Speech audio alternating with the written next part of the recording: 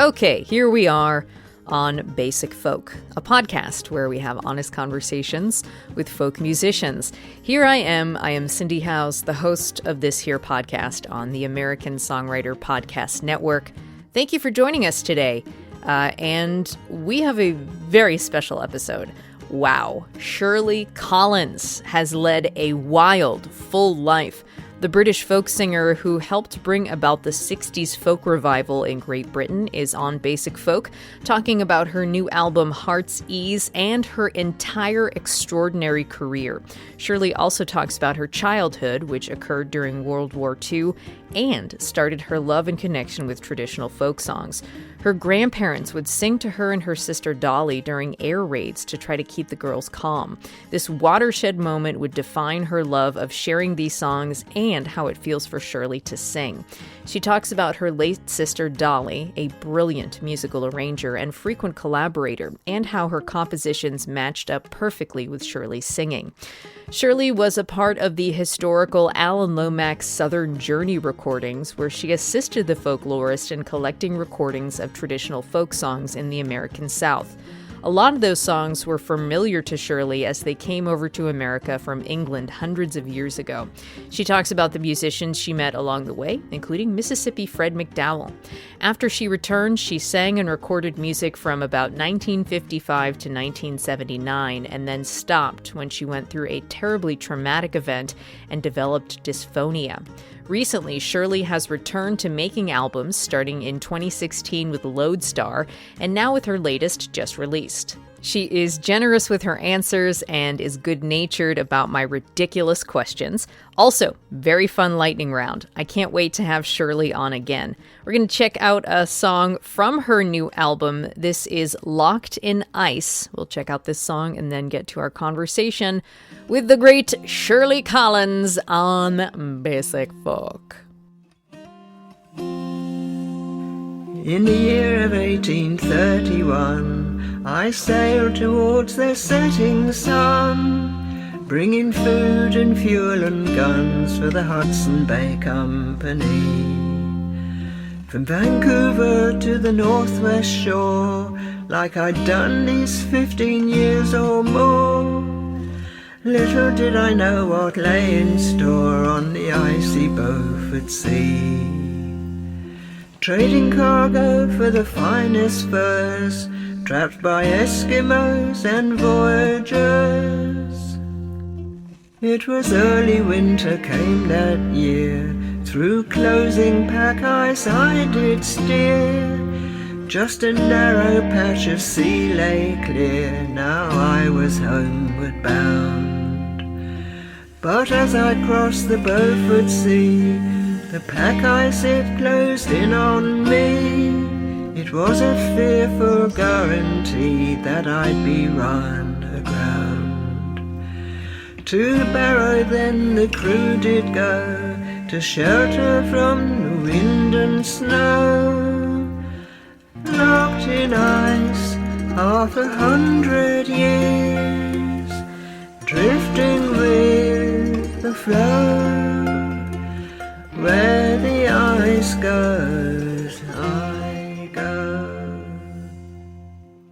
Shirley Collins, thank you so much for talking to me. This is so exciting.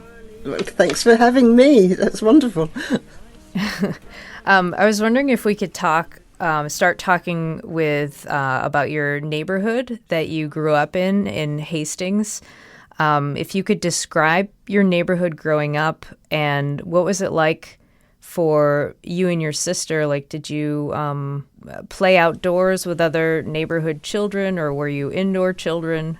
What was going on? Right, well, I grew up in Hastings in East Sussex, which was originally a fishing village, and there still was an old fishing part of town when I was born. It's a small town on the Sussex coast, and yes, Dolly and I I was born before the war, no, just after the war. No, when was I born? I was born 1935, so the war had just broken out. No, I was 4 years old, sorry. I was 4 years old when the Second World War broke out. I had an older sister, Dolly, 2 years older than me. As we sort of grew to be bigger children, we had been bombed out of one house and had to move in with Aunt Grace up in a village a little way outside Hastings. And yes, we were outside all the time, but the children were in those days. You know, you just came home from school and Mum would say, off you go then, and you'd, you know, go straight outside. You'd either play in the street outside because there were no cars, it was all very quiet, or else we'd just walk a couple of streets away and hop over a stile into fields and just go walking, spend all day out, you know, take a picnic with us in Grandad's old army haversack, a couple of boiled eggs and a couple of slices of bread. And we took a neighbourhood dog with us, Jim, who was a lovely old mongrel, sort of liver-coloured and splashes and very ugly, but the most affectionate dog, and he just loved walking with us and we loved having him. So we were fortunate in that regard that we spent most of our time outdoors. I read in a couple of different places that this incredible story of you and your sister Dolly when you were young girls during the war. Your grandparents would sing old folk songs to you during air raids to help keep you calm. And I'm wondering what effect that had and how did that early act shape your relationship to music and maybe how you sing a song? Well, I think it was absolutely crucial, and I just feel so fortunate that it happened that way. Yes, we slept in an air raid shelter, which was a big steel table with mesh sides, and you'd sleep, you know, you'd put your blankets in there and your pillows, and Granny and Grandad sang to us during air raids, and they kept us calm and they kept us feeling secure. And the songs they sang, or Grandad especially, I later learned were folk songs, whereas Granny sang songs from the music hall because she liked music hall songs better. They were livelier, except she also had some very mournful Edwardian songs as well, where loads of people died. But so yes, it was security, listening to our grandparents sing, and we loved them so much anyway. It was just, you know, in spite of it being wartime, it was just the most secure feeling, and that stayed with me. And the way they sang stayed with me, you know, just very straightforward, no adornment, no dramatics, you know, just sang the song, told the story, and that was it. Your family had a deep love of traditional British folk songs. How did the way they approached or treated music in your house create a love of England for you? Well, this is interesting. I mean, partly during the time Dolly and I were children and growing up, on Sunday at dinner time, there would be a programme on the radio, on the BBC radio, called Family Favourites. And one of the most requested tunes was Greensleeves, which was arranged by Vaughan Williams and was... I mean, Henry VIII claimed to have written it, which, whether he did or not, we don't know. But, you know, as Joke of course says, he did. Royalties for royalty. And so that the Englishness of that was always there, always present. And, I mean, we loved to sing Christmas carols at Christmas. You know, we'd start practising at the end of October and just go on all through November until Christmas came. There was just always that sort of singing. And also we sang hymns at school as well. We had every morning there was an assembly in our girls' grammar school where we would sing a couple of hymns. And they were always, we were just surrounded by this English sound, this English music, which was great, you know, because it obviously soaked in very deeply into me. You love singing these old folk songs about quote-unquote ordinary people, like the rural poor that have been sung for generations. Can you talk about the connection to the past that occurs when you sing these ancient songs, and what commonalities can you feel? Well, I mean, I came from a working class background anyway. My granddad was a gardener. My father, when he wasn't in the army during the war, was a milk roundsman from a local farm. And the songs, they just sounded like I mean, right through my life, these songs have sounded like the sort of people, the sort of family that I came from, the sort of background that I had. But what I've always thought was so remarkable was what they sang about. They sang about everything, you know, love and death and murder and hardship, and occasionally things like ghosts and spirits, but not the sort of the songs about fairies and elves and woodland stuff that a lot of the 1960s folk singers sort of took up, you know, the Fairport Convention and all. Lovely songs, but they just didn't resonate with me at all. They just didn't seem to be any part of my life at all. So I always had at the background that the songs came from these people who were, you know, downtrodden, because the British peasants, as they were called right up to the end of the 19th century, were, you know, despised and exploited. And yet they managed somehow to work their lives, to work the land, and just carry these marvellous songs on with them. You know, not everybody, of course, not everybody sang, but the people who did sing just had this incredible memory for songs, some of which go back centuries. And that fascinates me, the length of time those songs have survived just on the mouths of people, ordinary people. It's miraculous. Yeah. I have a couple questions about the Lomax trip. You met Alan Lomax in the British folk scene in London in the 1950s.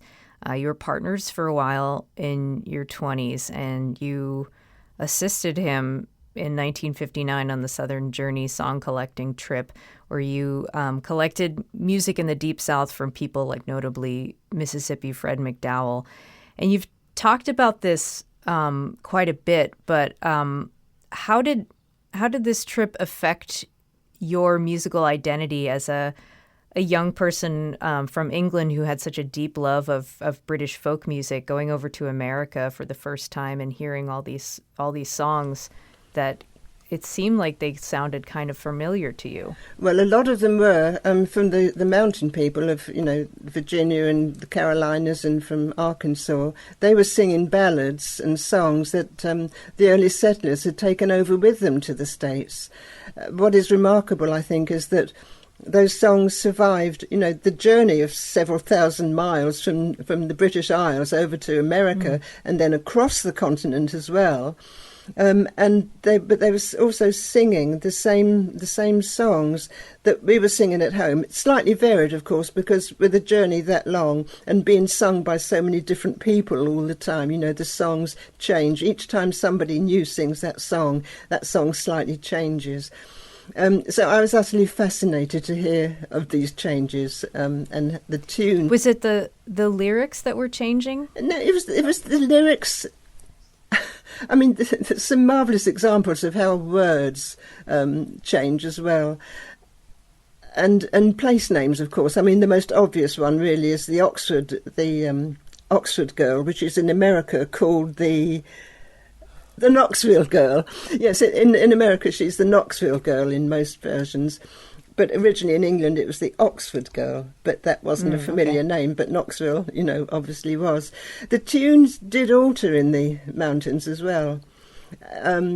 In fascinating ways. They became sharper and a bit shriller in the style of singing. And you don't recognise many of the tunes. The tunes were, it seemed to me, the least memorable part of it that the settlers remembered. They remembered the words, but then the tunes sort of got changed and adapted as they went along. And yet several of the fiddle tunes that went across with the settlers as well, they did survive more or less intact as well.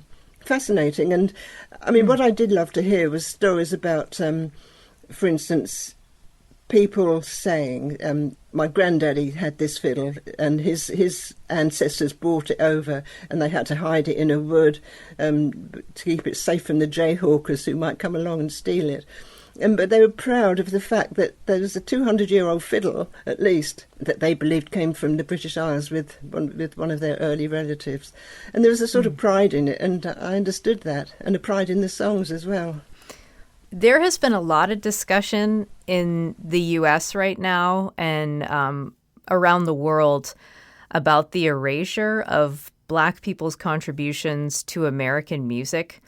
And it got me thinking about your unique perspective in that it seems about this, because it seems like you kind of got a front row seat to the evolution of American folk music across the board. How did that trip give you a sense of the roots and the evolution of American music? Well, to go back with you saying that you think they've been erased from the story of American music, I don't see that. From my perspective, the American Africans were people who started a lot of this music. You know, it came from Africa, it came from America, it came from slavery. It's never been not acknowledged, has it? I mean, the acknowledgement must be there that this music belongs to those people, and that's where it came from. As you know, there's almost not quite separate musics, but I mean, you can tell of the white music from the mountains. You know that specifically from the British Isles. But the American African music comes from Africa, and we heard so much of that on the 1959 trip. You know, echoes of drumming and whistle playing, fife playing, dancing that was purely African. You know, you couldn't miss it. And the blues, of course. You know, I mean, who else was playing the blues but, you know, mostly black musicians. And then the white people took it up because it was such marvellous music. But I don't think... you can't say that music was ignored, can you? Because we know where it came from. On this podcast, I've spoken to a lot of young Black folk singers who felt as though they were imposters when wanting to play this traditional folk music, because it didn't seem... Because a lot of folk music spaces in America are white spaces, you know, and they had to go back, you know, years and years to try to find any indication that Black people had a role in folk music. I think Rhiannon Giddens is doing a really good job of trying to change the narrative. I think for the most part, a lot of folk spaces in this country are white spaces, and it's that's very sad. And you know, with my experience of when I was in the States, it just didn't seem to be the case. And I mean, but then I was fortunate to sort of be there at the recording of so much of this fabulous black music from the Mississippi musicians and singers for a start. You know, that my concept of it is different from yours, because I knew where this music came from and how long it had been settled there as well. And it's baffling that they would feel that way, because they must know that the music is theirs. Yeah, we got to tell them. Yeah, absolutely. Yeah. Thank you for your perspective on that.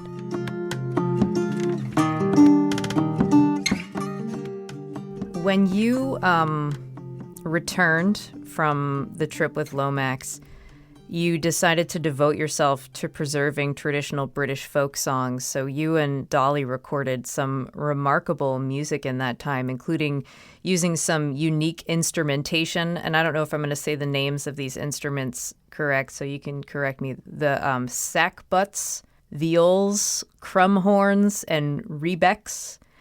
I'm wondering, like, what kind of philosophy did you and Dolly hold when it came to the arrangements for these songs, and how did you see the arrangements influencing those around you? Well, Dolly and I always loved early music as well, because one of our uncles, Uncle Fred, who was a writer as well as a gas meter reader,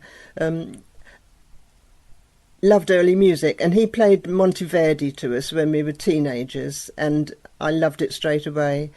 and always, I mean, it just, felt like the right music. And because I knew of the age of many of the songs, I mean, they're not always, 100 years, 200 or 300 or 400 years old. Some of them are.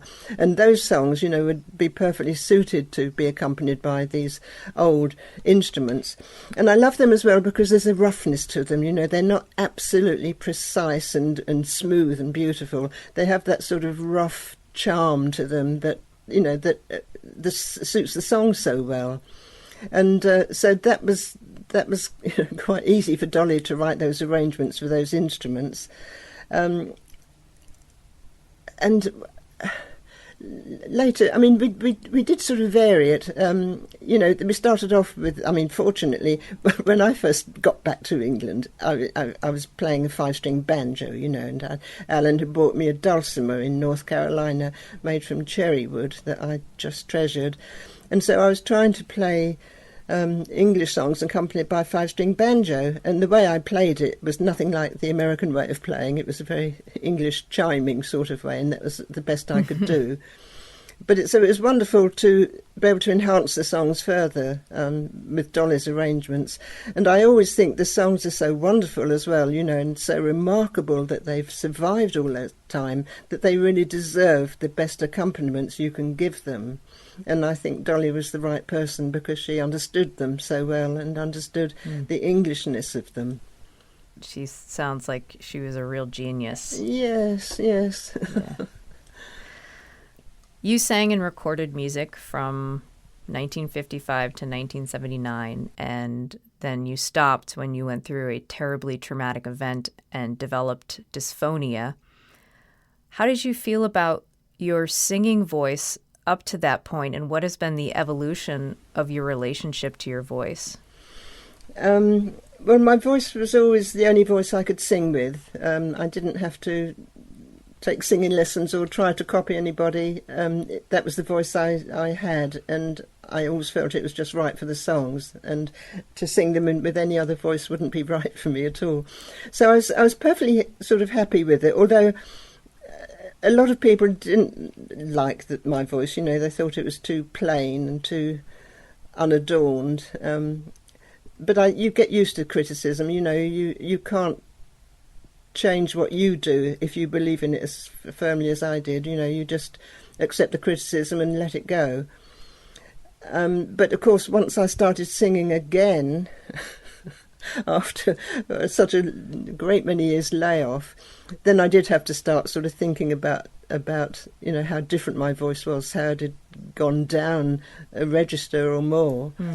And had to put up with people saying, oh, she sounds like Tom Waits. And so one person said, oh, the bitch can't sing. But you just swallow it, because perhaps she can't sing, but she knows her songs, and she knows how they should be treated. So I mean, I hope it doesn't sound too vain, but I've always had an absolute trust in the way I sing the songs. I understand the songs so well, and I love them so much, and all I can do is sing them in this, the best way possible for me. But I can't dress it up any more than that. I don't think you have to. When you were not singing publicly for nearly 40 years, how did you stay connected to music? What was your relationship to the songs, and what kind of responsibility did you feel to the songs anymore? Well, during those times, I mean, I did have to, because I had 2 children to bring up, so I had to take jobs for quite a few years. And then towards the end of that time, when I was able to retire from, paid work, I started, I mean, the songs were always in my head all the time anyway. They're just rolling around my brain, probably even as we speak. So the songs were always, I always had a song sort of going through my mind, and I was thinking about them a lot. I was, because it's just been a total obsession is the wrong word, but a total commitment, let's say, to them. And then I started to want to write about it, try to tell people about the songs. And because I had, I'd got all of the Lomax field recordings, and I'd got access to the English field recordings that were made by the BBC, mostly in the 1950s. And I was able to put programs together of, I wrote a book about America Over the Water, the time there, and I wrote a talk about it, an illustrated talk, and I wrote talks about English gypsy singers, about Southern English singers, about Sussex singers, and was used again then to going back on stage, but as a speaker rather than a singer. And so I was still in totally connected to the material. And it was a lovely way to be able to do it because, I was just still totally fascinated by it. And it was one way of getting back on stage and talking to people about it. Oh, and then playing them samples of the music. And when it came to raising your children, how did you keep music alive in the house? What were you playing for them, and what is their connection to music? Well, this is strange. We were also very keen on reading. I read to the children a lot, and they heard me sing. They heard the singing when they were young, so they knew all about that. But once I stopped singing, I think there was sort of lapse at that point, and they sort of went their own way. Polly became interested in English literature, and she went to Oxford University and studied there for 4 years, and she is a writer. My son likes what I do, but don't think he fully understands it, and he works as manager for a British Asian group called Asian Dub Foundation. And he works with On New Sound as well, Adrian Sherwood, who you may or may not have heard of, probably not because it's sort of English-based. So he manages a big band as well. So what's nice, I think, is that they did both decide what they wanted to do themselves. They weren't, I didn't sort of hornswoggle them, if there's such a word, into making. They had to follow what Mum did. No, I let them, go their own way, because I'd always gone my own way, and I wanted that for my children as well, for them to live their own lives. I'm interested in how you will feel about this question. You might not like it, but I feel like your choice to stop singing in the late 70s was a very kind act of self-care. How did you look at that decision, and now do you reflect on it any differently as opposed to when you made the choice? Yeah, you've got to put your finger on it. I think you're right. It was protecting myself anyway, because I knew if I continued to sing, I would just completely demolish myself because I wasn't able to sing, and that would have been disastrous, and then I would have backed away and been terrified of ever opening my mouth to sing again. So, yeah, you might well be right. It was a withdrawal, and perhaps it was a protective thing. I didn't actually quite see it like that at the time. I just felt of it as a bit of a loss. But, in retrospect, it was the right thing to do. And I've come back, not necessarily stronger, but just as committed to the music. And I'm quite proud of myself too. Yeah, you should be. Thank you. The way that you recorded Lodestar, your first album in 38 years, this was back in 2016, in talking about on the subject of self-care, you approach the recording of this record, I think, very carefully for your own emotional well-being, and way to go for doing that. You recorded it at home with musicians who knew your story and who were friends, as opposed to just going into a studio. Why was that important to you, and how do you think that environment helped the emotional process of making music again for you? Well, I just couldn't risk going into a studio. I didn't want to face any sort of criticism or scorn, or somebody saying, what's she doing, thinking she can sing. But in my own cottage, I knew with the support I had from people like Ian Keary here, who is the arranger of all the songs on the albums. We could just take it at our absolutely own pace. Everybody knew that I was, anxious about trying to sing again. Everybody was patient. We just took it slowly and built it slowly, and I had the songs that I wanted to sing on it, that I'd wanted to sing for ages and finally could. And it was a lovely experience in many ways. I was still anxious from at times and nervous at times, and felt I just wasn't doing the songs justice. But we sort of won through, and it was great fun to do. I live in a very small cottage on a very narrow street, and there's always kids coming down on skateboards and kids coming home from school and the trains rumbling past a couple of 100 yards away, and we just had to keep stopping and then starting again. But it was all light-hearted, and everybody was so patient with me and supportive, and it was fun. But I have to say that going into a studio was better, because I'd got my confidence back by then, or more of it, and just to feel the security of knowing that every bit of recording was done by, a very good sound recordist. And I'd still got all my friends around me anyway, because they're the same musicians on Heartsease that they were on Lodestar. And so it was the right thing to do, the right way to do it. And God bless Domino, they were patient with the recording of Lodestar, the first one, and then picked up the option to do a second one, which was just incredible. I feel so fortunate in the record company I'm with for a start, because they don't pester me at all. They just let me get on with it at my own pace. And I'm, with the people like Ian Keary here, who's a dear friend and a long-time friend as well, and a great musician, great arranger. I think the work he's done on Heartsease particularly is really quite beautiful. So on the new album Heartsease, you were talking about gaining your confidence. Where and how do you think that confidence comes through on the record? You've got me stumped again.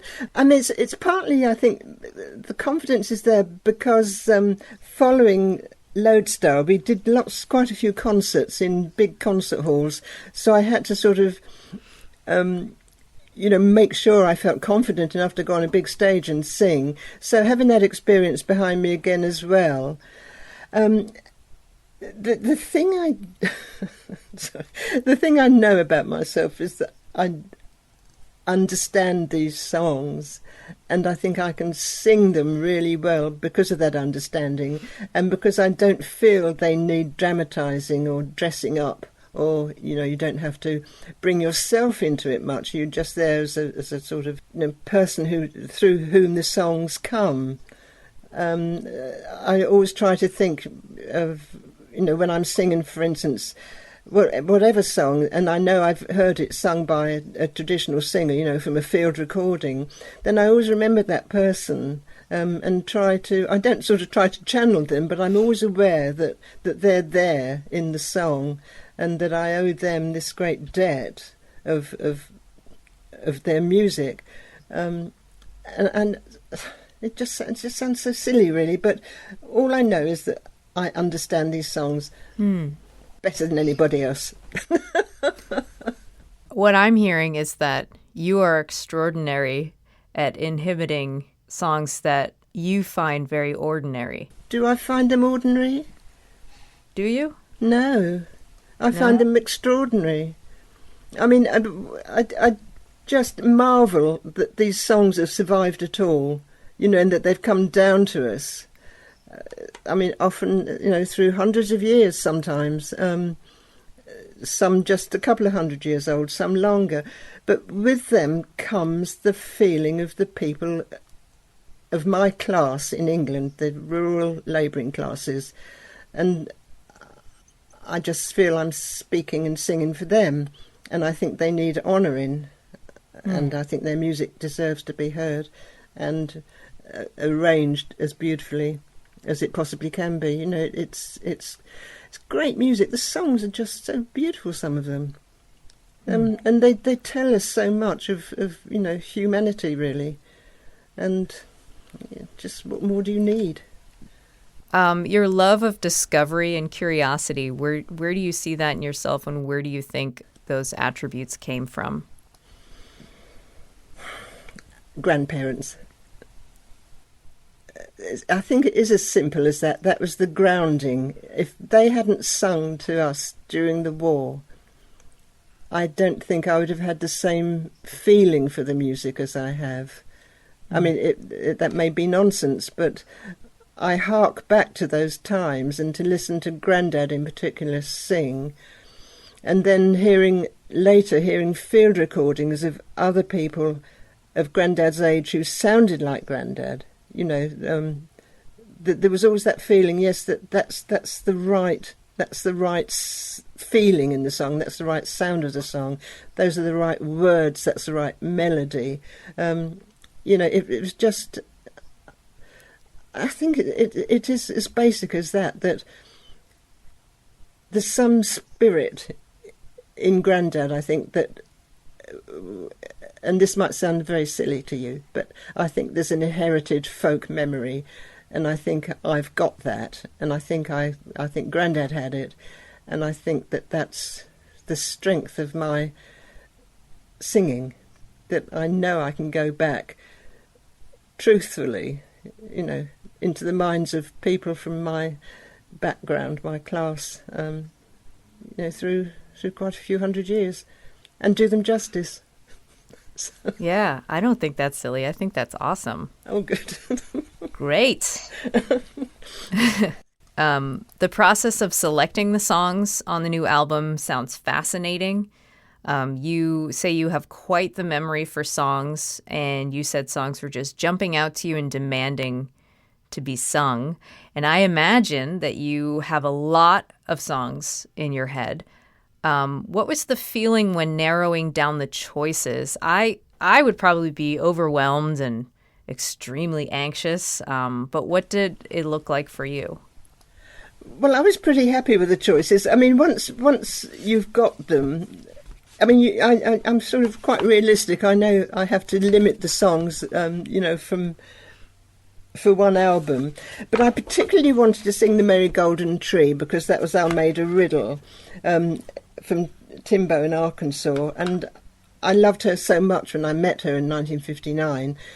But she was such a great singer, and some of her songs are really, really tricky tunes, and you wouldn't want to try and sing one of Almeida's really great songs because only Almeida could sing them. You wouldn't want anybody else to try. How old was she when you met her? She must have been in her 60s. Like, looking back at a picture of her in her 60s, it's like, she looked older than 60 for sure. Well, yes, I think, you know, mountain life, quite tough. And she was working, because when I got back to England after then, we corresponded. I have a letter of hers, and she had got a new job, and that was nursing an older lady. She was a carer. And so, I mean, but I loved Almeida, and I really wanted to sing one of her songs, and I suggested The Merry Golden Tree to Ian, and he just came through with this arrangement that yes, that's right, Ian, you've got it, you've done it, you know, so let's sing that, and it just you know, took off from there. I mean, it is difficult knowing the songs to sing, but there were several people I wanted to remember, you know, people like Harry Upton, who sang The Shepherd in Sussex, who sang Canada-I-O. And it's always important to me to make sure that I mention the person that I learned it from. You know, that's absolutely essential for me. And the songs just come in, and they say, sing me. And this is how, I mean, seriously, that's how they happen, because, I mean, how else would you arrive at a list like this and think, It's cosmic. You could just open a book and say, yeah, I'll do that and that and that and that and that, but no, that's not the way to do it. just all the songs I've got in my head, they just want to come out from time to time. Can you talk about Locked in Ice? That's a song written by your nephew. What does that song mean to you, and how did you make it your own? Well, I wanted to do a song of Buzz's because he had died. He committed suicide a few years back.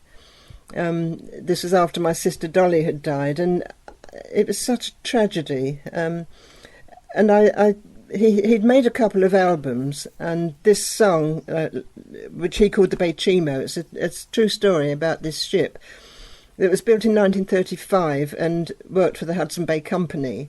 And he wrote a song about how the ship became finally sort of locked in ice and lost. It became a ghost ship up in the Arctic. And he sang it in a quite rocky way. It's a quite hard driving song, and I loved it, but I knew I couldn't sing it like that. But there was so much in this song that I was haunted by, and I had to slow it right down. And in fact, we had tried to record it for Lodestar, but we just couldn't come up with the right way to do it. The arrangement that was just too big. And it was too sort of, in a way, a little bit pretentious, and it just wasn't working. So I abandoned it for Lodestar, but then still really wanted to do it as a, to remember Buzz Collins as well. But I had to, so we slowed it right down. Ian came up again with this very spare arrangement, which, just, it sort of gives me the chills when I think of it now. It just, sets this ship out on the Arctic so clearly and so painfully almost. But I had to set it 100 years earlier because I don't like things that are more modern.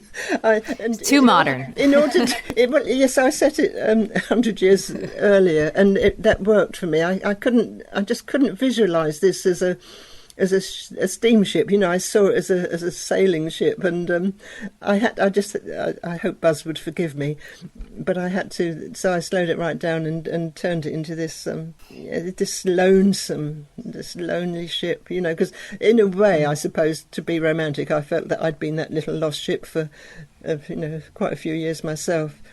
But then I'm not still wandering around the Arctic. I'm making you're records. Yeah, you're right. In a studio. Yes. I found this quote from you talking about the pain that you've been through in your life and what it's helped you accomplish. You said, "Now I think I can completely inhabit the songs because of what I've been through." And how does really realizing that make you feel about the pain you've endured? And how have you gotten to a place where you can use your pain? Well, partly because I don't feel the pain anymore. I mean, it all seems so long ago now. And partly because if you don't overcome that feeling, I mean, I can use the pain, the pathos in the songs, but that means that somebody else has won. Whereas if I can overcome it and live life now, then the other person hasn't won. I'm the winner, and it was worth going through because I wouldn't be here now if I hadn't. Who knows where I'd be now? I might just sort of be living. I don't know. I mean, life's good, and I'm so happy to to be able to make these new albums. I want to do one more thing before I let you go. This is called the lightning round. Oh. And I'm going to ask you some very fun, lighthearted questions. Okay, you ready? Yep. Okay. What was the first song you learned on the guitar? Sweet England. Do you like dogs or cats or something else? I like birds. What kind of birds? Wild birds. I mean, robins and sparrows and thrushes, all the songbirds. Oh. I like them. And cats kill the birds, so I'm not very fond of cats. We had a pet tortoise when I was 2. It was called Fu. F-U, because it was supposed to be Chinese. And I can still remember sitting in the back garden of the house that we lived in before it was bombed, watching Fu crawl and eat lettuce. And I must have been about 2 years old. Wow. Yeah. That's a very early memory. It is. How do you take do you drink coffee? Yes, How do you take your coffee? with honey and cream. Whoa. Honey. Okay. What is your favorite junk food? Pizza with prawns and chicken. Prawns. Oof. That's not junk, but that's the junkiest I get. Yeah, that's pretty good though. Okay, first album that you bought with your own money? I bought not an album, it was a little 7-inch disc of Jean Ritchie singing 4 of her Kentucky songs. That was the first record I bought in 1960-something. That's perfect. Because I loved her singing. What was your first concert? Well, if you can call it a concert, it was this the Moscow State Ensemble singing folk songs and Cossack dances. They came to Hastings to the the White Rock Pavilion, and they sang and danced because my mother was very keen on Russians. That was the very first concert, but yeah, so that was the first concert I ever went to. I must have been about 12. And I remember all the women very, very, very highly made up. You could almost smell it from the makeup from the back of the hall. But we were just thrilled by the Cossack dancers. Wow. I hear you're an avid reader. What was the last book you read? But the last book I'm reading, it was a book called Monkey, written by Brian Catling. It's a ghost story, and it's a book he dedicated to me. It's just newly out, but otherwise I just read. I just reading, 2-3 books a week. I just read in bed at night and just get through loads of books. My favourite author is Kate Atkinson, English writer of sort of semi-thrillers, but no, I just read loads. I've got sort of Catholic tastes. Would you rather be able to fly or be invisible? Fly or be invisible? Oh, I think I've done invisible. I think I'd rather fly. Do you like the Beatles or the Rolling Stones? The Beatles. Okay, last question. Where is the most beautiful place you've ever visited? It is the South Downs, which are just in my neighbourhood. Great sweeps of green countryside, moving towards the sea, with great chalk white cliffs, and that's my favourite place in the world, and to me the most beautiful, yes. Although I know there are places more beautiful, but it's like people, isn't it? Some people are beautiful, they are, but other people you love more. So I love the South Downs. Is that in the documentary? Yeah, I think so. Some of it is, yes. Not some the beautiful it's green. It's lovely green countryside. Yeah. Yeah. Very cool documentary. Oh, thank you. By the way. Good. Rock star. All right, that's it. You have finished the lightning round, Shirley Collins. Congratulations. Fun. Yeah, you liked it? Yeah, I like that. Made me think that. I really enjoyed talking to you, and I hope that we get to do it again. Oh, Cindy, I do hope so. Perhaps with the next album. Yeah, maybe in person. We'll have to wait and see. But listen, it's been really, you've made me think. which is very good for me. Me too.